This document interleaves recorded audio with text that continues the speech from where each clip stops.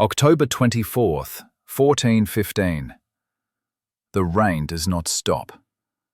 For Thomas, a yeoman archer from Cheshire, the world has been reduced to mud. It is a thick, ugly, clinging mire that pulls at his boots with every step, sucking the last of his strength from him. He is not a soldier, he is a farmer. But now he is here, in the middle of northern France, and he is going to die. He huddles under a makeshift cover of green branches, his body racked by tremors. It is not just the cold. It is the sickness. Dysentery. The bloody flux. It has torn through the English camp like wildfire, leaving men too weak to stand, let alone fight. King Henry V's great army, which had landed in France with such high hopes, is now a catastrophic wreck. After a brutal 5-week siege at Harfleur, they are not conquerors. They are survivors. Henry is now force-marching them 250 miles to the safety of English-held Calais, a desperate dash for survival. And now, they are trapped. As the cold dawn of October 25th breaks, the horror becomes clear. Blocking the road north, arrayed between the forests of Agincourt and Tramecourt, is the entire assembled might of France. The numbers are impossible. The English, sick and starving, number perhaps 6,000 men, 5/6 of them common archers like Thomas. Before them, blocking the narrow, muddy field, is an ocean of steel and banners. The French army, fresh, well-fed and armored in shining plate, numbers at least 30,000. Some contemporary chroniclers claimed 100,000. It does not matter. It is a savage, overwhelming force. Thomas can hear the rumble of their war horses, the taunts of the French knights echoing across the field, the sheer catastrophic weight of an army that knows it has already won. A French herald rides forward, demanding the English surrender. He offers terms. Henry V will renounce his ridiculous claim to the French throne, pay a ransom for his own life, and surrender his entire army as prisoners. For the common archers like Thomas, the terms are simpler. The French have declared that every captured longbowman will have his right index and middle fingers, his drawing fingers, chopped off. The French see them as illegal combatants, peasants who dare to kill noble knights from a distance. This is not a battle.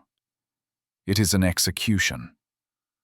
The English army is exhausted, sick, and cornered. The catastrophe is not coming. It is here. This single muddy field holds more than the fate of 6,000 men. It holds the entire future of the English crown. The 100 Years' War has been raging for generations, a bloody, savage dispute over the English monarchy's claim to the throne of France. The war has been a strategic stalemate. The English strategy, the chevauchée, has been brutal but indecisive. It involved riding through the French countryside, burning crops, sacking towns, and causing catastrophic economic damage. But it never led to a final, decisive victory. It was a war of attrition that was draining the English treasury. Henry V, a young king barely 2 years on the throne, had staked everything on this invasion. He sought one great, decisive victory to legitimize his reign and force the French to the negotiating table. His first objective, the port of Harfleur, was a Pyrrhic victory. It took 5 weeks, not one, and his army was shattered by combat and, more lethally, by dysentery. Now this great expedition has degenerated into a ridiculous and humiliating retreat. The strategic failure is total.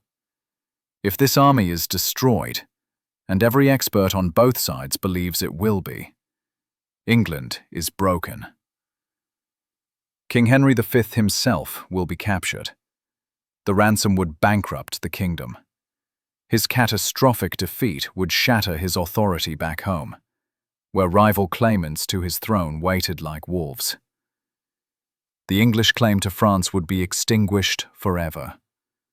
The French, led by their powerful, arrogant aristocracy, would be the undisputed masters of Western Europe. The failed solutions of the past are now meaningless. The English reliance on raids has failed. Their hope for a quick siege at Harfleur has failed. Their desperate dash to Calais has failed. They are now cut off, with no chance of retreat and no hope of reinforcement. The entire English presence in France, built over decades of bloody conflict, now hangs by a thread. The establishment, the combined military wisdom of the medieval age, states that a small, sick army of infantry cannot possibly defeat a massive, fresh army of heavy cavalry. The strategic situation is not just dire. It is, by all contemporary accounts, impossible. The hero of this story is not a single man. It is a class of men. The English yeoman, the longbowman. He is personified by men like Thomas of Cheshire. He is not a knight. He does not come from noble blood. He is a commoner, a small landowner, a farmer. In the rigid aristocratic hierarchy of medieval Europe, he is low-born junk. He is an outsider to the entire culture of chivalric warfare. While the French knight spends his life training for the glorious charge with lance and sword, the English yeoman spends his life practicing with a 6-foot stave of yew. His weapon is a 6-foot-long longbow, a piece of wood that is deceptively simple and impossible to master. It requires a draw weight of 120 to 180 pounds, a force that modern athletes struggle to pull even once. The English yeoman can fire 10 to 12 arrows per minute. His training, encouraged by English law, physically deforms his skeleton, thickening the bones in his right arm and shoulder. He is a specialized, professional killing machine, and the French aristocracy hates him for it. To them, he is a savage, a peasant who hides behind ugly wooden stakes and kills his social superiors from 100 yards away. This is forbidden.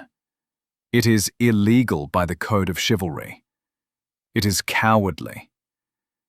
His ally in this story is the king himself, Henry V. Henry is also, in his own way, an outsider. He is young, just 28 years old. He is not a traditionalist. He is a ruthless, pious, and brilliant pragmatist. He has fought in the ugly, brutal border wars of Wales, not in the glorified tournaments of France. He does not care about chivalric rules if they lead to defeat. He understands the savage power of his commoner archers. He has witnessed firsthand their ability to shatter enemy formations. He is a king who trusts his peasants more than he trusts the rules of the aristocracy. His motivation is simple: survival. He has been outmaneuvered and trapped. His army is dying on its feet. He has nothing to lose. And when a man with absolute power has nothing to lose, he becomes capable of mad, catastrophic innovation. The Goliath of this story is the French High Command. It is the collected arrogance and dogma of the French aristocracy, personified by the Constable of France, Charles d'Albret, and the Marshal of France, Jean Le Mangret, known as Boucicaut. These men are the pinnacle of the European establishment. They are not just commanders, They are the living embodiments of the code of chivalry. They believe that warfare is a noble pursuit, a contest of honor, courage, and bloodline, reserved exclusively for men of noble birth. Their military dogma is rigid, absolute, and has not changed in a century. Victory is achieved through the furor Gallicus, the French fury. This is a savage, unstoppable charge of thousands of heavily armored knights on massive war horses. They believe it is a ridiculous and blasphemous insult that a low-born English king would even dare to set foot on French soil, let alone challenge them with an army of sick peasants. They do not see the English Longbowman as a strategic threat. They see him as a moral outrage, an illegal violation of the natural order. In the French War Council on the night of October 24th, this dogma is their catastrophic undoing. More cautious commanders, like the Duke of Berry, warn of the mud and the disastrous memory of Crécy, where English longbows had decimated French cavalry. But the blockers, d'Albret, Boucicaut, and the hot-blooded younger dukes, are outraged. Their dogma is simple. This is not how we fight. They see the English army as a fox trapped in a snare. To use tactics, to wait, to starve them out, would be cowardice, not strategy. Their plan is as simple as it is arrogant: a massive, three-wave frontal assault. The first wave will be thousands of knights on horseback, a savage tide of steel that will charge down the narrow field, smash the cowardly English archers, and trample them into the mud. The second and third waves, thousands more dismounted men-at-arms, will then walk forward and slaughter whomever is left. It is impossible for this plan to fail. The English are peasants. They are knights. The will of God and the rules of war dictate that they will win. This rigid, forbidden adherence to a failed doctrine is the true Goliath. Henry V is a pragmatist, not a dogmatist. He is trapped. He cannot run. He cannot fight a noble battle of cavalry, as he has almost no knights. His eureka moment comes from staring at his only two advantages, his archers and the battlefield itself. The battlefield is a secret weapon. It is a narrow, freshly ploughed field, a funnel between the dense forests of Agincourt and Tromcourt. It is perhaps 1,000 yards wide. This funnel negates France's impossible numerical superiority. They cannot flank him. They can only come straight on. And then there is the mud. The field is a catastrophic quagmire. Henry realizes his mad idea. Do not move. Do not attack. Let their greatest strength, their heavy cavalry, become their greatest weakness. He will force the Goliath to fight on his terms. But the archers are vulnerable, armed only with daggers and mallets against a cavalry charge. They need protection. This is the simple idea. It is not a new invention. It is a junk tactic, an ugly trick learned from the border wars. On the night of October 24th, Henry gives a ridiculous order. Every single archer is to go into the nearby woods and cut a stake of wood. The stakes must be 6 feet long, as thick as a man's arm, and sharpened to a savage point at both ends. This is not a wall. It is a forbidden field of caltrops. Henry orders them to plant these thousands of ugly stakes deep in the mud, angled forward, directly in the path of the French cavalry charge. The technical specifics are brilliant in their simplicity. The stakes are junk, just wood, but they are an impossible barrier. A charging warhorse will not see the stakes, hidden in the mud and grass, The horse will impale itself, throwing its rider, a man encased in 60 to 80 pounds of plate armor, head first into the deep, clinging mud. The co-conspirator in this plan is the French establishment itself.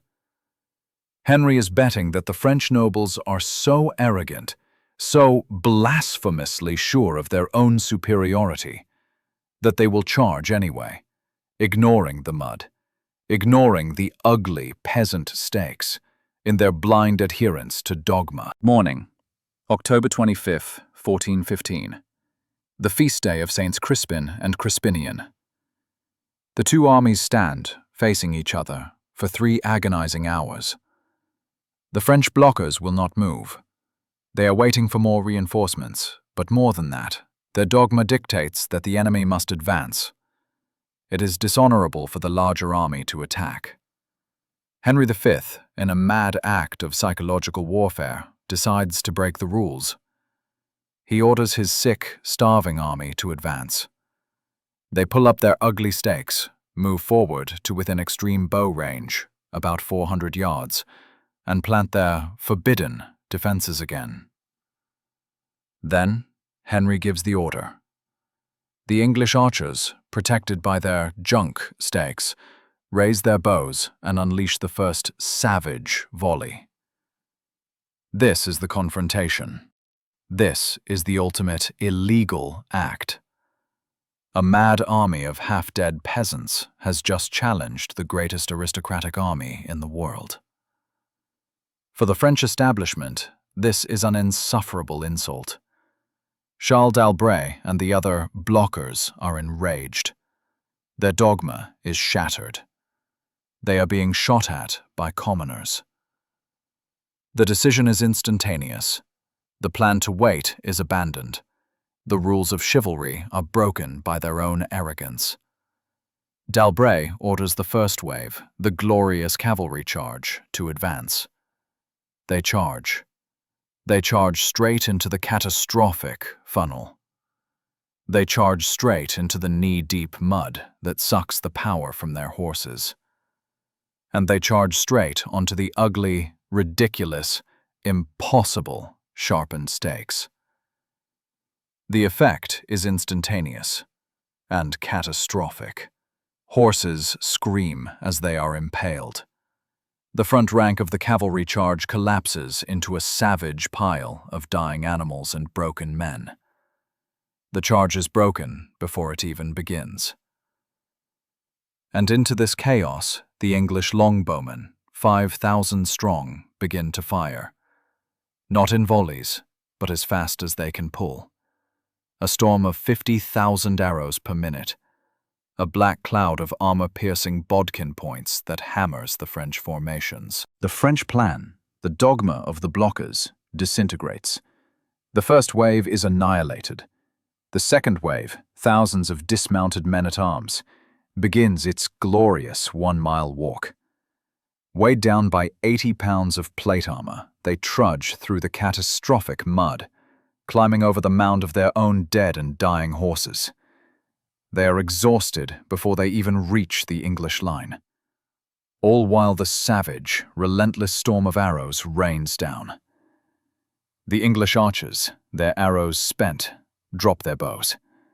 They pick up mallets, axes, and daggers. They are no longer cowardly peasants. They are a light, mobile infantry. They swarm the exhausted, mud-caked French knights, who are so weighed down they cannot lift their arms. The commoners pull the knights to the ground, where the ugly mud becomes their coffin. They cannot get up. They drown in the mire. The illegal yeomen slaughter them, slipping daggers through visors and armpits. The numbers are a vindication of Henry's mad idea. By the end of the day, the French army is not defeated. It is annihilated. The blockers are proven wrong, and they are dead. The Constable of France, Charles d'Albret, is dead. Marshal Boucicaut is captured. 3 dukes are dead. 5 counts are dead. 90 barons are dead. Over 1,500 noble knights are captured. In total, French casualties are estimated between 6,000 and 10,000 men. The entire flower of the French aristocracy has been wiped out in 3 hours. And the English? English losses are impossible. Perhaps 400 men, maybe fewer. The human impact was profound. The ridiculous junk stakes and the forbidden longbows, the tools of the commoner, had proven that the establishment, the Goliath of the armored knight, was obsolete. Agincourt was not just a battle. It was the end of an era. It was the catastrophic death of the chivalric ideal. It proved that a small, disciplined army, led by a pragmatic commander who trusted mad ideas and simple technology over noble dogma, could change the world. This principle, that a simple defensive innovation can defeat a savage offensive doctrine, echoes through history, from the bazooka teams of World War II to the angled decks of carriers. It is the eternal lesson of the unsung hero. The lesson is that true strength is not in armor or bloodline or dogma. It is in the mad courage to see a simple solution that the establishment deems impossible, and in the will to plant that ugly stake in the mud and hold the line. If you believe these forgotten stories deserve to be told, subscribe to the channel. Which ancient or medieval innovation do you think was the most mad? Let us know in the comments below.